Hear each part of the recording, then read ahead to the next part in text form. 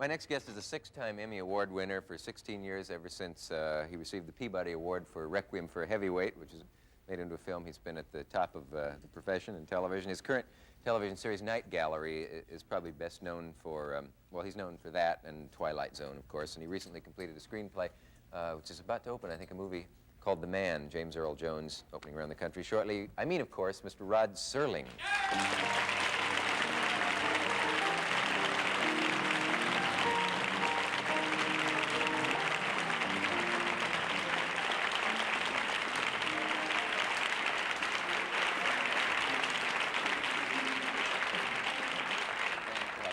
Fan club, is it? I brought them, you see. Did you two know each other, both having written Yes, we've met once before, yeah. sci-fi from time to time, as they call it? SF, not sci-fi. Sci-fi is disgusting, isn't it, for Yeah. science fiction? Sci-fic is what it would be, actually, and that's even worse. I should ask you both about your dreams. Do you have you ever been afflicted with nightmares, and if so, did you ever get a story out of one? No, not nightmares that the normal, average, ordinary person wouldn't have. I can't speak for Arthur, of course. Isn't he average and ordinary? I don't know, ask Arthur. I've never had any useful nightmares. Never had one? None that I could sell. I think some people have the feeling that a writer could probably turn his dreams into stories, and I don't know of a case of that ever happening. Maybe Coleridge once or something, but that's something else. I hear that frequently. That do you ever have bad dreams? They say. Do you ever have dreams that can be transposed and changed and altered and somehow shoved into a fiction form? I've never had those kind of dreams. It's not that easy. And my dreams, of course, aren't way. producible anyway. In most public places, I would think. Well, you couldn't use that for television, but maybe for movies. I feel sorry for you ever since I read an article about you in TV Guide recently, where you came off very depressed and worried and upset over your success. And I read it and didn't realize it was about me. I'm not depressed.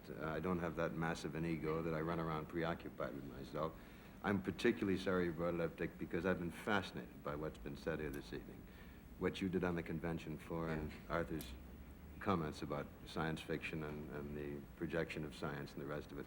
And it strikes me that, you know, the cover of a TV Guide thing is probably much ado about the absolute littlest on earth, I suppose. And so you're sorry I brought it up, and I wish ruined you your had. Well, it's evening. been nice having this all chat, right. Dick. I'm sorry, Rod. If you don't want to talk about what I want to talk about, you can't stay. Well, let me bring up something else you'll be sorry about. No, last time I was here, we got off on some strange thing. I know. I don't remember what it was now, but I remember the feeling.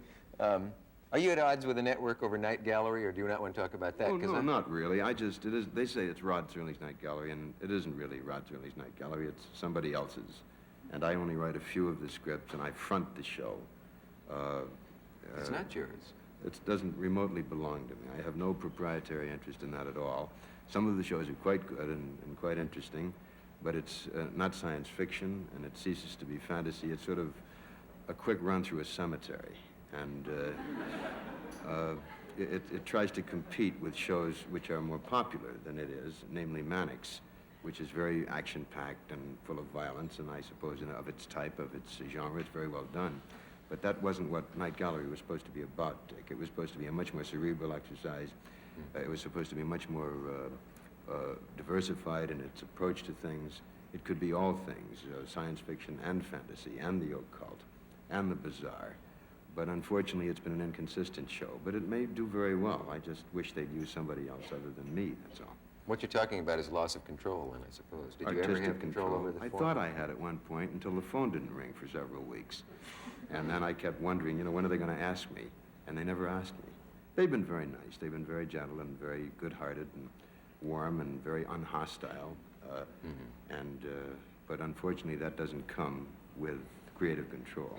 And I think in all medium, no matter be it film or TV, the writer should exercise a great deal of control. Yeah. And he doesn't, unfortunately, except on Broadway. And there he has control by virtue of a very solid, cemented contract with the Dramatist Guild, where you can't hire a spear carrier until the writer is duly consulted and gives his approval. Yeah. But the proscenium drama is the only art form in which the writer literally has a say in anything. I see scripts of my own on television, and I wonder who wrote them. I don't recognize them. People aren't there that I wrote about. Lines are said that I didn't write.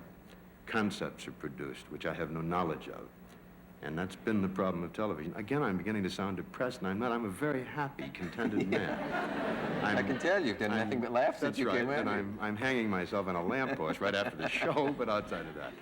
Why can't you just put a stop to that? Just say, I have absolute control, or you'll have to go find yourself another boy. That's what I've done. And they went and found themselves They found another boy. And that's the reason I've come on the show, Dick, to ask if you could use sort of a second, you know, a second fiddle banana type fella. Grim, surly, somber, that kind of guy. Mm-hmm. Sure, sure. That's exactly what we look for here.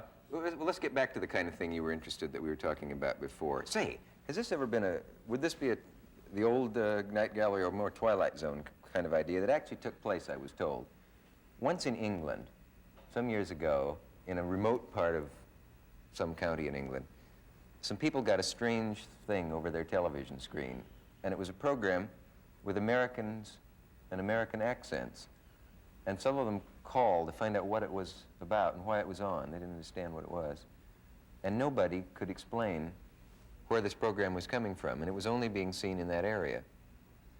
And it was not broadcast in England or anywhere on the continent. And as they collected the details of it, it turned out to be a program that had been broadcast live in America, in Texas, I believe, on a local station 8 years previously. Well, that can't be true. And presumably had bounced off the universe somewhere. Sorry. And come back and just hit this.